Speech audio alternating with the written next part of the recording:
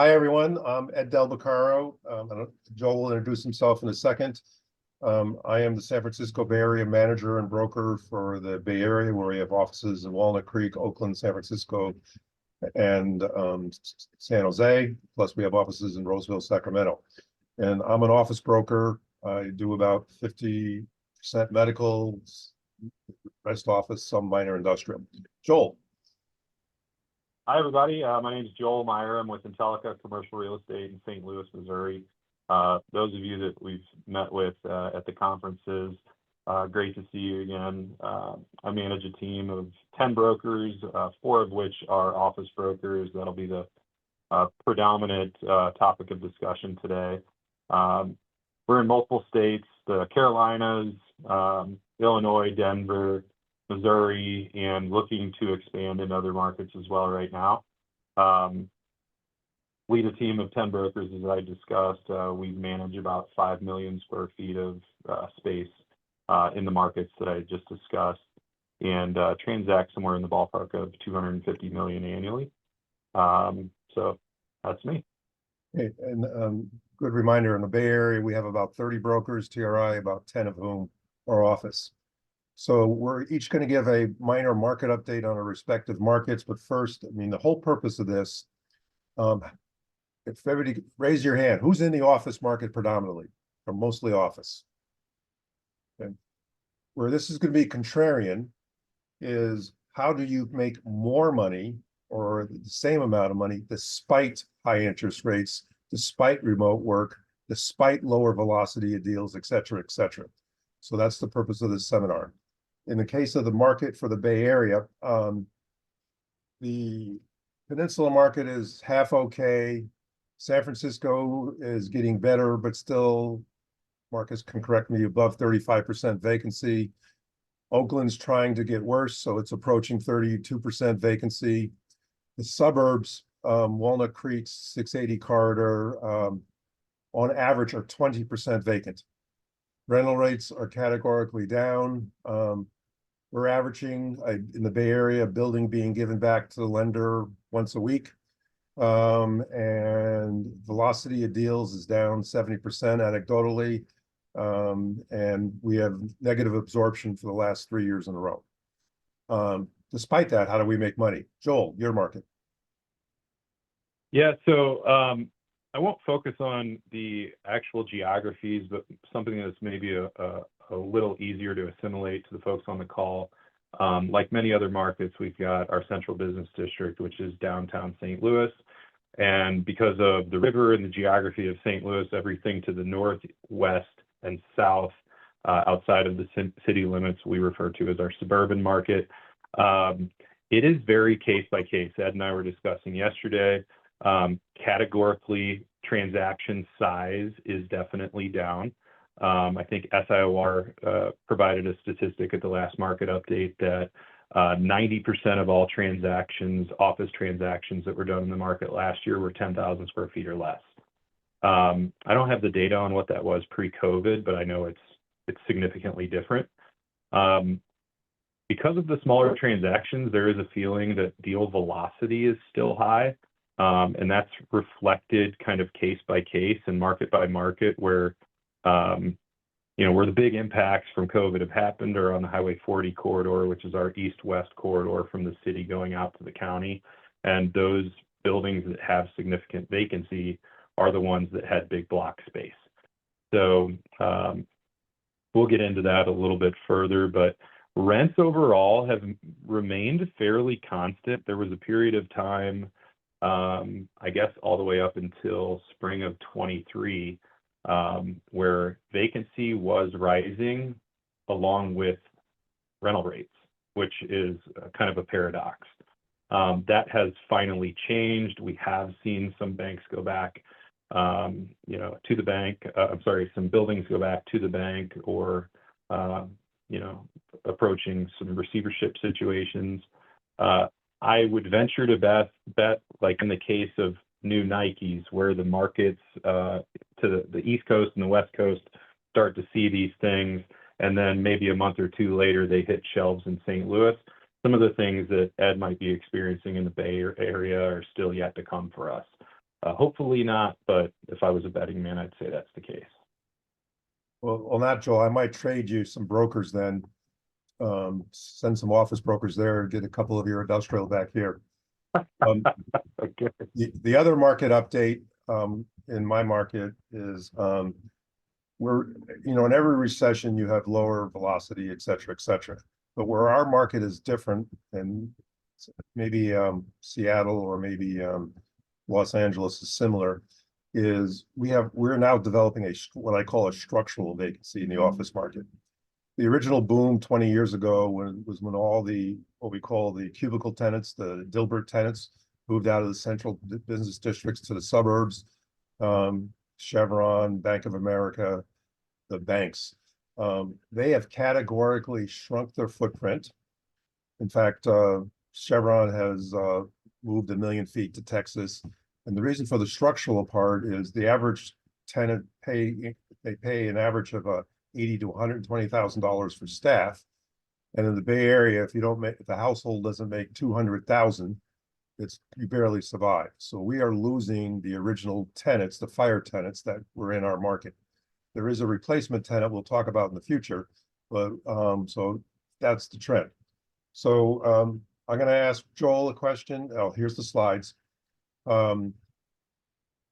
So again, assuming you want to stay in brokerage, assuming you have to and want to make money, how do you make money despite what we were talking about, high vacancy rate, high interest rates, and remote? One of the things Joel and I discussed was, there's two kinds of brokers, broad strokes. There's what we call catcher mitt brokers, who in good markets raise their hand, the mitt, and have a sign, an email, and if the market's good, they get a tenant listing and they release it. And I say that's about 50 to 60% of brokers. So the good news is you have less competition. So how do you create your market? How do you create despite high vacancy remote work trends? And then the other trend, and I'll give a question to Joel, is not only, Joel mentioned this, the velocity of most of the deals are small. So tenants are renewing, but they're shrinking in place due to remote work trends, offshoring, et cetera. So Joel, why don't you, one of the interesting points you brought up is you have some, nice Class A buildings. Let's assume the lender and the owner doesn't want to cut their contract rates. How do you do a deal with rents effectively lower and tenant improvement cost increasing? So I'll start with a couple of general comments. We're in a virtual room here with a lot of highly respected peers and guys and gals that have been there, done that, got the T-shirt, and I think we're all figuring out how to adapt. And so I'll bring a couple of points up, and I don't know that any of them individually is a silver bullet, but maybe the collective sum of all of them are what get us, through the next cycle or the portion of the cycle that we're in. So Ed and I were talking, and then I've chatted with a couple of our brokers here just in preparation for the call, and I think the collective opinion is that we've all heard the expression of flight to quality, and I think most of the people in the room know what that means. And then we've all got landlords that are in different positions, some a little more precarious than others. But the way that we are trying to create opportunity or to maximize the opportunity that we have are through our relationships with those landlords, but also leveraging our position in the market and maybe improving our position in the market. So to use a couple of buildings, for example, our private equity group that owns a tremendous amount of property in St. Louis has a propensity for buying assets and breathing a little life into them through improvements or amenity packages. And that tends to create a pretty significant buzz, not so much with the A+, those buildings are already nice, but the owner that might have a Class B+ building, lost a big tenant or two, and needs to figure it out. without reducing, 40% of their asking rate. So there's building in Creve Coeur, which is kind of the #2 office market in St. Louis that we acquired 3 or 4 years ago, actually probably 3 years ago. It was historically a Class B building with Class B rates. We saw an opportunity to push the rates. So when other people are cutting the rates, we're actually trying to push them. And we did so through, I don't know, $500,000 to $1 million amenity package and improvement to the common areas and exterior of the building. And Ed Backer in my office, he and I were talking about it just a minute ago. In a market that's got 20% vacancy, that building is sitting at like 97%, with an average rental rate that we moved from probably about $18 a square foot to $22 a square foot. So I know that's a little bit isolated in nature, and if we were to kind of pull back and look at the market as a whole, it's getting out. It's, to me, for the last 3 years, it's felt like I've been working harder to produce the same or similar results, which 21 was a record year for me. So I'm okay with that, but what that looks like is a little earlier up in the morning and a little later to bed and doing a little bit more between the bookends of the days. So we've improved some processes internally as far as tracking the market. And then we've also recently engaged, to bring AI up again, Ed. I was on a demo last week with, and I can't remember the name of it, I can send it out to the group, a pretty fascinating platform. And it's a platform that uses AI. You can be on site with a tenant, have a floor plan for a space loaded, and this tenant can say, great, this is 20,000 square feet, it's what we're looking for, but how would we lay out here? And in the course of a couple of minutes of inputting how many offices they want, how many conference rooms they want, how many workstations, it will literally drop the plan in on the spot. So I've not fully implemented this, but the point I'm making is that, we have the same access to people and resources as all of our competitors, but it's how we utilize those things. So another example of utilizing technology goes back to like 2018 for me, where I was, we had a client that had intentionally vacated a 170,000 square foot office building to reposition it to a hotel. He went in front of the local government there for zoning and to change the use, and was declined. And he called us and said, hey, we got to do something here. So we started the leasing project, had a couple of quick wins, and then had MetLife come in from New York to tour 92,000 square feet in the building. And this technology, and I'm going to mention, is old now, but as an explanation on how to use new technology to win and differentiate yourself, back in 2018, we had Google Cardboards printed. And I actually think this would still be cool, even though it's old tech. We had Google Cardboards printed with our branding and the building's branding on the Google Cardboards. The folks came in, we had worked with an architect to create a conceptual rendering. We sent them the link to all of their phones on the spot. They put their phones in the Google Cardboard. And next thing you know, these big executives from New York were walking around saying how cool the space was. And we won the deal. It was a 10-year deal and 92,000 square feet. So I tried to take the win from that and bring it into what today's technology looks like and today's landscape. And I think the important note is there's so much vacancy in the office market. If we're doing the same things as all of our competitors, your probability of winning goes down significantly. So my hopes are that we're the first in our market to bring this AI space planning platform into play. And when somebody goes out and they're looking for 10,000 square feet and this brick building looks like the next brick building, looks like the next brick building, we're the one that stands out from the tour, and we get that next step in the process. That would be great, Joel, if you could share that AI, not only if they the building, but then you go visit the tenant and do that. So by the way, the last 10 minutes will be questions, but since we're all peers, we can be interrupted if we're making a good point, bad point, or in between point, and you want to just ask a question. So use the raise your hand or the computer Zoom chat, and Diane and Jennifer are looking at that, and we could be interrupted. So just some quick 5 points, 6, 7 points as to what I do during these cycles. And Joel and I discussed this yesterday. So, and some of these are just obvious, and I'm sure most of you do them. So what I encourage my brokers to do is look at all the leases they've done in the last 10 years and just call the tenants, literally. Remind them that you did the deal or worked the deal, and then find out what their business plan is. Are they subject to remote? Are they shrinking? Are they expanding? Whatever the case. So by just calling all your renewals. So I'm talking to myself. So I didn't call 4 tenants, and 3 of them, the building renewed directly. So that was lost money. So again, just do a basic. A second one is to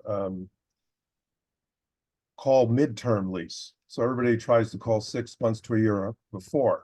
But an idea, whether it's recession or good times, is you call the tenant mid-year, mid-lease, or once a year in February, and I'm sure most of you do this.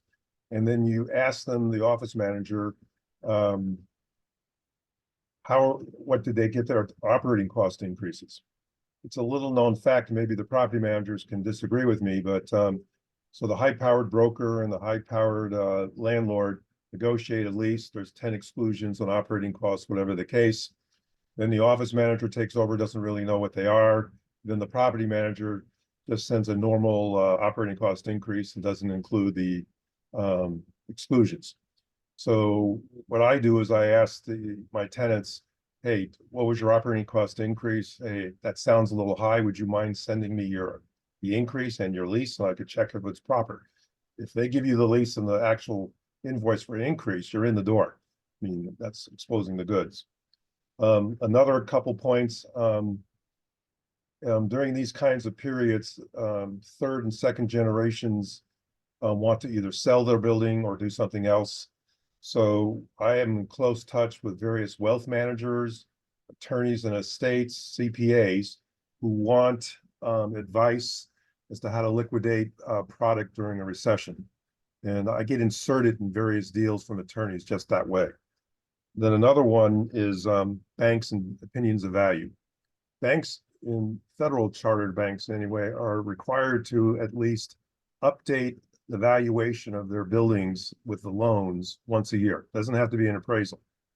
So I get asked, or we solicit from the commercial lending side, do you want an opinion of value on your building? And the guy goes, yeah, it's 50% vacant. So just tell us what the market is, etc. So again, that's another way to get in the door. One of the questions I want to go back to you, Joel, with is, again, let's imagine in this market, it's institutional buildings, and I'll talk about Class B in a second, but in institutional buildings, the contract rates tend to be sticky because of loan protocols, because of guaranteed yields to the investors behind the front developer. So how do you advise a developer owner, institutional owner, to do a deal? Sorry about that. Do a deal in this market, if we look at the next year or two, is not getting much better. So with higher construction costs and sticky contract rates, what are you recommending to your clients? That's a tough one, Ed. We talked about this a little bit yesterday. I'm going through this on a couple of different deals right now. And, I think it's fair to be honest with them. And I don't know that we have too many clients where they've got guaranteed returns. So the reality is they may have to be acceptable with a lesser dividend on their investment for the short term. I think in most cases they know what to expect. It may take a conversation surrounding, hey, if you don't renew this tenant, here's what your leasing timeline and your potential deal looks like following that leasing timeline. That's a shot of reality to them. So an example that I worked through this morning, we have a tenant that's paying $27 a square foot in 11,000 square feet that's probably going to leave. And we're going to reduce the rate from 27 to 23 and give them a big TI and a bunch of free rent to try and keep them. And the way that got through the ownership group was I had to show them what a potential deal would look like for a new tenant. And, you know, the new tenant's TI is probably going to be $65 a foot. So the $35 a foot, which for our market in a renewal is a lot, the 35 that we're going to give this tenant to stay on a 7-year deal is, you know, fractions of what it would be to replace that income stream in that building. So it's not always like a fun conversation to have with them, but it's a dose of reality, you know. And if you keep cash flowing and you're not necessarily clipping a coupon, you are preserving the value of the building because you're keeping the NOI stable. So yeah, there's that. Some of the strategies that we're employing with institutional owners that do have cash, right? Is we're going to some of these tenants that might be a couple of years out, and like Ed said, talking to them, understanding their business, being present and communicating. And you know, if some remark is made in the course of that conversation, like, yeah, our rent is high, we know that there's cheaper deals out there, then you might look to do a blend and extend. You know, you take a little hit on the NOI, you reduce their rental rate, but you get some additional years of term. And so you're casting that income stream out further. It might not be as high as it once was, but you know, you're preserving the asset, because in a lot of these cases, and Ed made that mention in the first 3 minutes of the call, there's buildings going back to the bank every day. So, you know, I think in 2023, some of the things people were saying was survive until 25. Some people have adopted that as their mantra at the moment. By the way, we used to say 20 years ago, stay alive till 95. So time is a flat circle, Ed. So yeah, I mean, this is not something that is probably a new concept to most of the people on the call. It is a little harder conversation to have than, hey, I've got somebody that wants to sign a 10-year lease at your asking rate. But I think it's the right move for a lot of these properties. Good. So a couple points, and then maybe some questions. So again, in our market where we have what we call structural vacancy, so everybody's talking about change the use. Obviously, if you have a Class A building with a 30,000 foot floor plate, you can't convert that to residential. You know, the code says in our market, you have to have bedrooms have to have windows. So if the bay depth is too deep, that doesn't work. Ironically, it's the older buildings, the B and C buildings in downtowns built in the 40s, 50s, and 60s that have 15,000 foot floor plates or a courtyard that be converted more readily to a hotel or to a apartment building, whatever the case. So again, as you talk to owners, suggest that. In the B market and C market, what we're seeing, and again, you can be the catalyst for this. I have owners who are buying buildings, or let's say 300,000 feet, and it's 5 old wood frames. They're deliberately buying them at 20 cents on a dollar, 30 cents on a dollar. They'll tear down maybe half of them and replace them with townhouses or equivalent. So again, how do you get ahead of that curve? By asking. Couple other minor points. What sectors are growing? So when I ask my brokers, I almost say, pretend you're a stockbroker. What are the 10 stocks you would buy and why? Well, then most of them have office space. So then do your research. If a chip company is expanding, if a life science company is expanding, if medical is expanding, switch gears and see if you can convert to those uses and become conversant in that. So a couple things like that. With the slide here is be advisory. All of us use that word, but how do you emphasize it that much more? How do you advise a landlord? You give them options. So if you can keep this rental rate, as Joel said, Might be a year vacant. That's maybe okay, but if you want cash flow, maybe we have to do this in a blend and extend or relative to that. And the other thing is small building sales. That's still active in our market, even at 7.5% blended rate. Users in our market, small law firms, professional services firms, still want to buy their building because they can borrow up to 90% and run it against their cost. So a couple things like that. And the other unique thing that, not unique, but where it could be a service is sometimes there are actually smart lenders. And the owner will say, can you meet with me and my lender, or you suggest that? And the lender wants a dose of reality. So we represent a building in Walnut Creek where the owner still walked away, but the lender who had been in touch with us then kept us on and paid the overdue commissions. And they decided not to sell it in the fire sale. So again, how do you insert yourself in those equations and be part of the solution and not just get a message? The last little comment with buildings going back. So large Class A building in Oakland, where I renewed a bank deal on the ground floor. We read the day before that a firm was hired to sell the note for the building. So the immediate concern of our renewal lease was, is this going to be foreclosed on, whatever.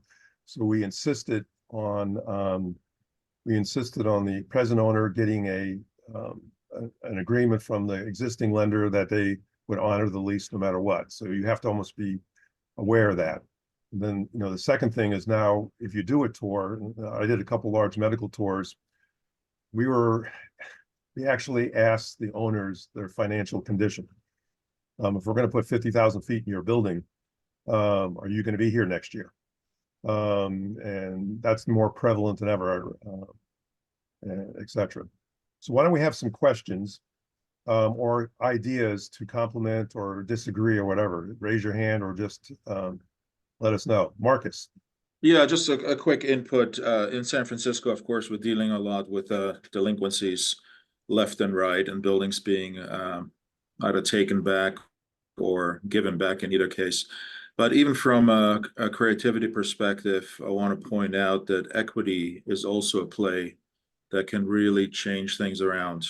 Meaning if a tenant occupies 50% of the building, the lease is coming up, and we all can foresee that if the tenant would leave, that building most likely will end up with a lender, or the other way around for the landlord to look at that tenant and say, if you're walking out of here, I'm losing the building. A renewal might include some equity play for the tenant, and that will save the landlord. We came in late on a proposal where we were asked to participate an entire building. And we came in and said, hey, have you considered offering 50% equity to any tenant that takes the building for 10 years? And then we're like, wow, we hadn't heard that before, but they would have loved to, because eventually the building was foreclosed and they lost every bit of equity they had. So I think that's, we see this here in this market where you just have to get a little bit more creative. I've read some article somewhere, I think it was even St. Louis or some other place, maybe it was Atlanta, I think, where landlords had offered equity even for smaller tenants. You take one floor, you get a certain part of equity in the building. And for those facing foreclosure or an uncertain future, that is certainly something to consider. Great comment. By the way, another point, conversion to medical. So I was representing a hospital, and they need current seismic standards. They're 100,000 feet. We're about to sign that. And the condition of the deal was that the landlord would spend $1.5 million upgrading the seismic in addition to the TIs, and they agreed to do it. So, so again, it's hard to convert a Class A to medical if it's old and doesn't meet hospital standards. Other questions? So I see Patricia. I didn't see it. Anybody have questions, comments, other unique ideas? And I guess while you guys are thinking, I did find the name of the AI platform I was talking about, and it's called smartplanai.com. So it's worth a look if you've got people on your team that do project leasing, or any office leasing for that matter. We're about halfway into looking at it, so we haven't pulled the trigger on it yet, but I was pretty impressed with the first demo. Very cool. Thank you, Any other Joel. comments? Phil? No, I was just saying thank you to Joel. That was one of my questions, so I appreciate that. Good. Yeah, you're welcome. Just a closing remark from me. The landlord side of the business is tough, and we've had a lot of success, and Ed and I talked about this yesterday. Here in St. Louis, we've had a lot of success with reaching out to these tenants very early. So I signed a 25,000 square foot deal last week that the tenant, it was a renewal, but they had 3 years left on their term. And I was shocked to find the amount of leverage that we were able to create in the market. We put a need out, we set up a tour, we toured half a dozen buildings. That just gets out. I don't know if other markets are the same way, but people talk in St. Louis, and next thing you know, the listing agent for their current building found out they were in the market, said, "What are you doing? You have 3 years left." We said, "We understand, but this is a 100-year-old mining company. They don't make decisions in 6 months." And so they're looking at what the next, 3, 5, 10 years look like. And we were going out and visiting buildings, and we were telling them that our occupancy would be 3 years from now, and they were interested in our business. So we were able to turn that into leverage on the renewal that, again, it was 3 years from now, and we're able to negotiate some additional concessions for the tenant. And then we're doing the same thing right now that a CPA firm has about 2 years left on their lease. We'll hit the market in the next couple of weeks, and I expect the same kind of feedback from the market, because the reality is, if you're a building in a bit of a COVID blighted corridor and you're surrounded by vacancy, a big vacancy might have taken a year in the past to get cash in the door. That's probably 2 or 3 years now, because of the slow in deal velocity in tenants of that size. So recognizing that and making the calls to those tenants mid-lease, like Ed had said, has proven twice now to be a successful strategy for us just in the near term. Hey, Joel, was that client you were working with, was that a cold call, or was that a past client you guys had worked with? Neither case was a past client, but in both cases, we had relationships with C-level folks. Yeah. Okay, that's good. Questions? Again, some of my commissions this year are adaptive reuse. So as a former developer, I'm very conscious of entitlements. So I help, we have a strange situation sometimes where, after the owner walks away, you want to do the change of use in the B. So I then help the office buyer or the residential buyer get through their entitlement to convert and give arguments to the city as to why they should allow the shrinkage of the office footprint to keep the rest of it healthy. So that adaptive reuse is actually a very good area to work in. We're about to, I guess how much time do we have left, Jennifer? Also, Andy had raised his hand to comment. So Andy, if you still had a comment or question, please feel free to chime in. Yes, I'd like to say thanks for having me. This is my first time on the call. I think my colleague Colin took part in the call last week, so nice to meet you all. So I'm calling in from Scotland in the UK. Wow. Interesting. It's raining here, so you'll be pleased to know a lot of golf will be off and won't be getting played today. Interesting parallels with our market and what you were saying in the US. It's similar things in our market here. In Scotland, there's 3 major cities: the capital city, Edinburgh, Aberdeen, which is an oil city, and in Glasgow, which is the main commercial hub. But similar scenarios as you're talking. But an example of a building that we dealt with recently, the client was wanting to talk about how good his building was, and it was the best building, and we convinced them not to say that. we thought that's not the message. So in the UK, Charlie's on the call. It's quite a sophisticated market here. And saying things like it's the best building is not what we advise. So we went down the route of it's the most, in terms of sustainability was one of them. It's the most economical building and offers a number of advantages for recruitment.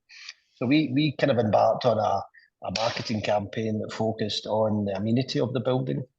It was during COVID as well, so we had to incorporate lots of touchless technologies. But I can send you a pack actually of our slide deck.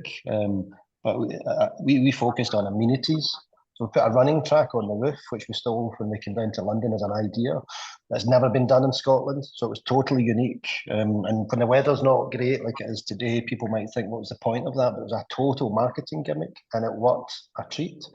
We are now looking at rooftop terraces in Scotland. We're thinking of putting paddle courts on roofs, which is that's a thing that's growing in Spain. I know in America and other cities, paddle courts are something, but shared terrace space as opposed to private terraces. So banking buildings or old corporate buildings, it was private terraces where only certain people could get up. But we, again, pioneered something where we managed to get lower floors in an office building let off the same rents as the upper floors, because we were able to offer communal terrace space for all people in the building, which was a first.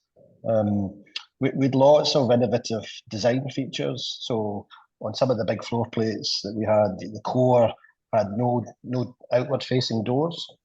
So all the FM people went into the core in the middle and didn't come out onto the floor plate. That was something that we pioneered, hadn't been done in Scotland. So a lot of things that we'd done, which we'd stolen, I think, from Charlie's neck of the woods, but it was all in the marketing and the presentation. And a lot of people in our local Scottish market, which is quite small, were blown away by some of these amenities. And we had a 5G test bed.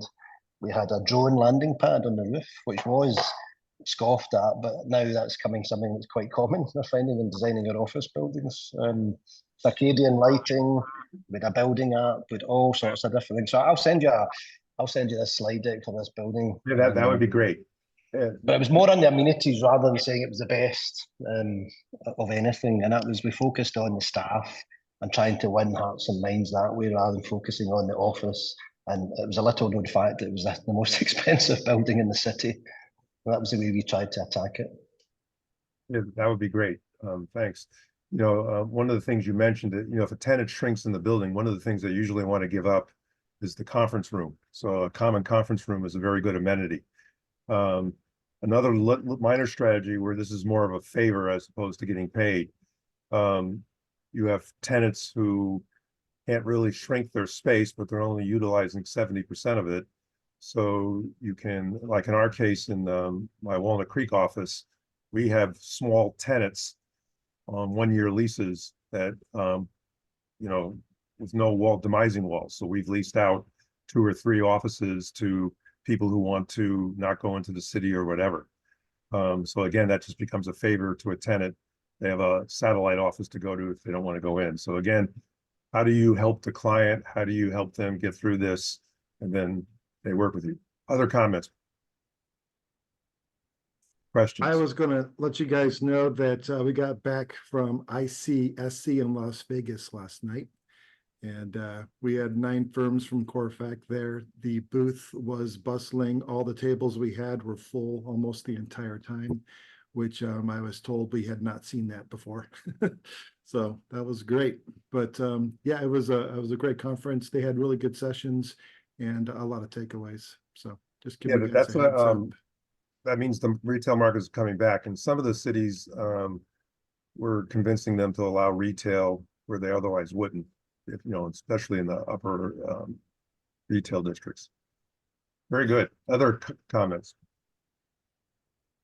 Phil, can you expand on your takeaways from Vegas? I just hear it's a really sick city. So was it just focused real things or was it work related? I'm sorry, say again? I don't know. I was trying to make a joke. It wasn't very funny. Oh, okay. But I'll just touch on London really quickly, just following what Andy was saying.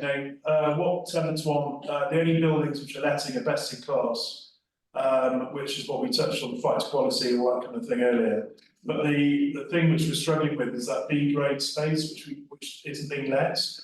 And then goes back to what Andy said earlier about the amenity credentials, the ESG credentials, green credentials, which some buildings, with the cost of construction's gone through the roof, and some firms can't afford it. So, and then the real issue we have in London, I'm not sure whether you have it too much over the pond, but it's the muddled market we sit in. So we have serviced offices, we have Cat A offices, which is just boring office space, white boxes. We have fitted space by landlords. We have Cat B space, which is tenant space. Then we have the service offices providing enterprise space, which is the big managed deals. We also have landlords doing managed deals. So, when you're going to speak to tenants, because it's a slightly different market to how you guys do it, we do it, but our tenants pay us to act for them instead of the landlord. And they just, half of them haven't got a clue what we're talking about. And, these guys, real estate's not their job. So we find it very difficult. We're trying to do a paper on it to really explain how things work. And then, the real issue is the buildings they want are really expensive. And the availability rate in London is what, sort of 7%. And only 2% of that space is the space which everyone wants, because it's the grade A new space, which is that top end. So the rents have gone through the roof in London. In the city, the West End. The West End's at £280 a square foot in St James's on the best buildings. And core West End's up to, I don't know, £110, £150. Where we're based in the middle of the wall is around about 85, and tenants are paying it, not a problem at all. But that's got gyms, roof terraces, all the amenity space you would think, and it's quite a tough gig. And we're turning into a tech business more than a real estate business as well. It's just how it all works on the platforms we're using. But that's how it is in London. It's quite complicated, but we're getting through it, and we're all getting older. We're not getting more tech savvy, so it makes it even harder again. Very good. We have a couple minutes, so before Joel and I say maybe a closing sentence, any other comments? So a couple sentences, Joel. Oh, dig deep for some profound words of wisdom here. I don't know that I have anything too remarkable, but the things that stand out for me are do the basics. Make the calls, talk to the tenants, be present, leverage technology, and that's all I got. That's all I got, Ed. So my only sentence is feel free to call me or Joel with questions, ideas or any comments on one-on-one basis for some of these ideas. But again, this is a time to be creative, and the big key is help your clients. So thank you, everybody. Cheers. Thank you, guys. Thank you. Thanks, guys. Yeah, good job, guys. Thank you. Have a great Thank you day. very much. Appreciate it.